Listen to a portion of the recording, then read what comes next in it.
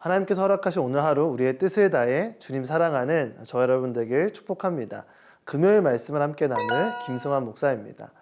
사랑은 모든 언어에서 아름다운 단어로 손꼽히는 단어입니다.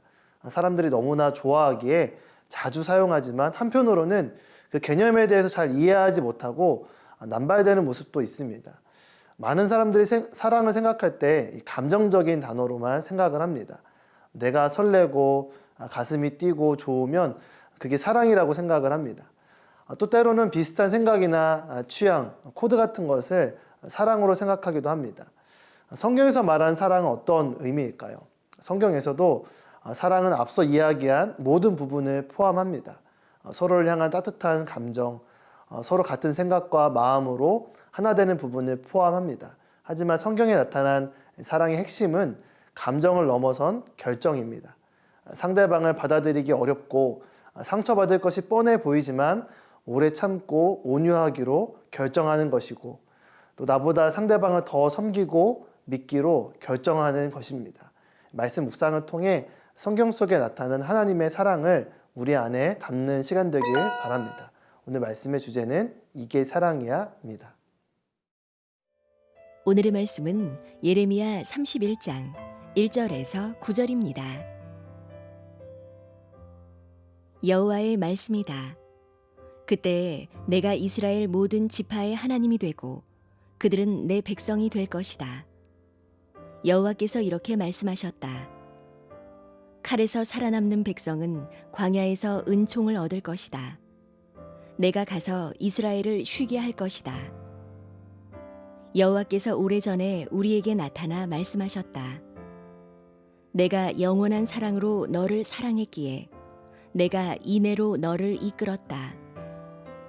처녀 이스라엘아, 내가 다시 너를 세울 것이니 네가 세워질 것이다. 네가 다시 탬버린을 잡고 네가 기뻐하는 사람들과 함께 춤추며 나올 것이다. 네가 다시 사마리아 언덕 위에 포도나무들을 심을 것이다. 농부들이 심을 것이고 그 열매를 먹을 것이다.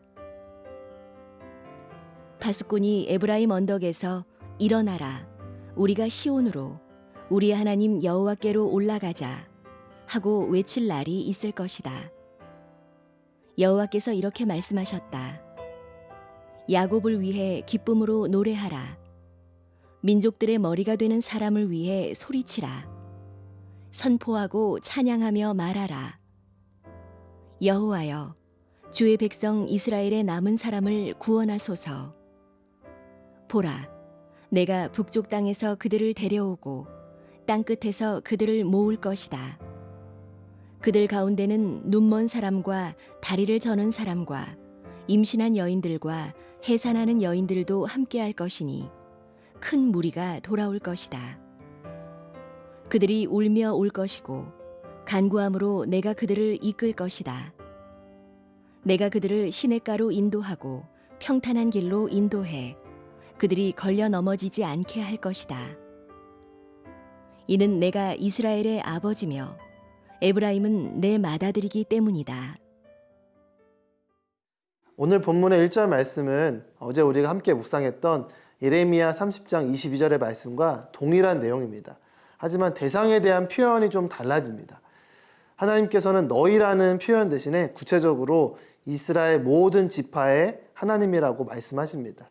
이것은 이스라엘 12개 지파, 남유다의 유다 지파와 베냐민 지파와 북이스라엘에 속한 10개 지파까지 모두를 포함한 것입니다.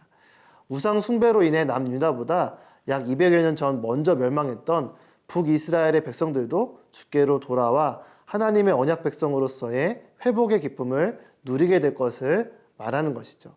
하나님은 자신의 백성들을 칼로부터 지키시고 광야 속에서도 은혜를 베푸십니다. 이러한 하나님의 약속의 말씀은 그 은혜로우시고 자비하시고 노하기를 더디하시는 하나님의 사랑으로부터 나온 것입니다. 3절, 4절 말씀입니다. 여호와께서 오래전에 우리에게 나타나 말씀하셨다. 내가 영원한 사랑으로 너를 사랑했기에 내가 인애로 너를 이끌었다. 처녀 이스라엘아, 내가 다시 너를 세울 것이니 내가 세워질 것이다. 내가 다시 탬버린을 잡고 내가 기뻐하는 사람들과 함께 춤추며 나올 것이다. 3절 말씀의 키워드는 인애라는 단어입니다. 이 단어는 원어로 헤세드인데 이것은 하나님의 언약 백성을 향한 이 변함없는 사랑, 신실한 사랑을 나타내는 단어입니다. 하나님은 신실한 사랑으로 우리를 이끌어 가시고 인도하십니다. 단순히 사랑만 하시는 것이 아니라 그 사랑으로 바라보시고 회복시키시고 다시 새롭게 하십니다. 하나님의 은혜를 버리고 배신하고 우상에게로 떠나갔던 이스라엘을 4절에서 하나님은 처녀라고 부르시고 내가 다시 너를 세우겠다라고 말씀하십니다. 북이스라엘 지역이었던 이 사마리아에 다시 포도나무가 심기고 파수꾼이 시온으로 하나님께로 올라가자 외칠 것이라고 말씀하십니다. 하나님은 그분을 떠나 반복해서 저마다의 우상에 빠져 영적으로 타락한 우리를 버리지 않으십니다. 하나님은 오래 참음과 온유하신 사랑으로 다시 시작할 수 있도록 우리를 순결한 처녀라 불러주시고 사랑으로 대해주십니다. 스스로 더럽혀졌다고 모든 것을 망쳤다고 혼자 생각으로 단정 내리지 않기를 바랍니다. 하나님께서 우리를 사랑하기로 결정하신 것처럼 우리도 그분의 영원한 사랑을 믿음으로 붙잡기로 결정하십시오. 하나님은 우리의 있는 모습 그대로를 받아주십니다. 우리를 사랑으로 인도하셔서 주님의 은혜의 날개로 품어주시고 또 새롭게 하십니다. 영원한 사랑으로 너를 사랑한다. 그 사랑으로 너를 다시 세울 것이다. 우리의 영혼 가운데 이 사랑의 말씀으로 임재하시고 회복시키시는 하나님의 은혜를 경험하게 되길 바랍니다.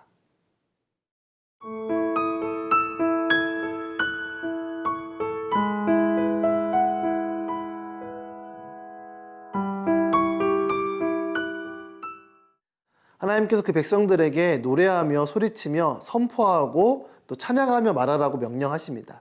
그들이 외쳐야 할 메시지는 7절 말씀에 여호와여 주의 백성 이스라엘의 남은 사람을 구원하소서입니다. 먼저 구원받은 백성들이 아직 구원을 경험하지 못한 남은 자들을 위해 중보 기도해야 한다는 것을 보여줍니다. 이 8절 이하에 보면 그 기도와 선포가 하나님의 뜻 가운데 역사 속에 펼쳐진 것을 보게 됩니다. 우리가 제대로 기도를 하려면 하나님의 말씀에 귀 기울여야 합니다. 말씀을 따라 기도할 때 하나님의 마음을 품게 되고 하나님의 역사에 쓰임받게 됩니다. 하나님께서 그 기도에 응답하셔서 북쪽 땅에서 남은 자들이 큰 무리로 울며 돌아오게 하실 것이라고 말씀하십니다. 그 무리 안에는 전적으로 주님만을 의지할 수밖에 없는 그러한 사람들이 포함되어 있습니다. 9절 말씀입니다. 그들이 울며 올 것이고 간구함으로 내가 그들을 이끌 것이다. 내가 그들을 시냇가로 인도하고 평탄한 길로 인도해 그들이 걸려 넘어지지 않게 할 것이다. 이는 내가 이스라엘의 아버지며 에브라임은 내 맏아들이기 때문이다. 이 앞을 볼 수 없어서 누군가의 도움이 필요한 사람들, 다리가 불편해 빨리 걸을 수도 없고 오래 걷기도 힘든 사람들, 아이를 가진 임산부와 이제 막 아이를 낳은 이 해산한 여자인들까지도 하나님께로 돌아오는 무리 안에 포함이 됩니다. 많은 도움과 배려가 필요한 누가 봐도 연약한 사람들입니다. 하나님은 그들의 모든 연약함을 돌보시고 또 친히 이끄셔서 시냇가와 평탄한 길로 인도하시겠다고 약속하십니다. 하나님께서 이스라엘의 아버지이시기 때문입니다. 예수 그리스도를 통해 하나님은 우리의 아버지가 되셨습니다. 그리고 지금도 우리의 각자의 삶 가운데 모든 연약함을 돌보시며 놀라운 구원의 역사를 이루어 가십니다. 우리가 먼저 구원받은 우리가 그 은혜에만 머물지 않고 주여 남은 자를 구원하소서라고 기도하는 자가 되면 좋겠습니다.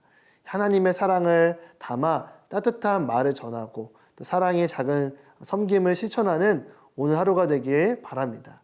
그것이 우리가 누릴 뿐만 아니라 보고 배워야 할 하나님의 사랑입니다. 함께 기도하겠습니다.